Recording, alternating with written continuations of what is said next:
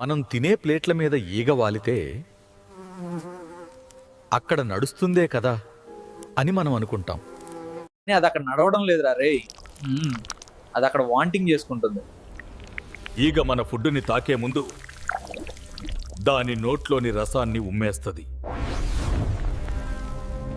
ఆ మెత్తగా కరిగిన అన్నాన్ని స్ట్రా లాంటి నోటుతో లోపలికి జుర్రేస్తుంది.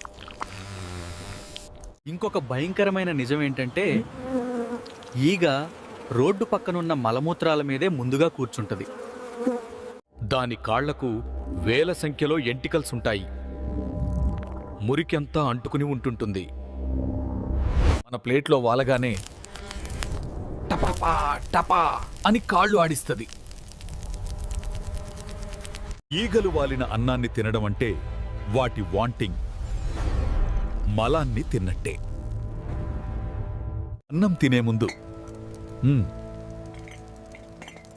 ఈగలు వాలాయా లేదా ఒక్కసారి చూసుకోండి.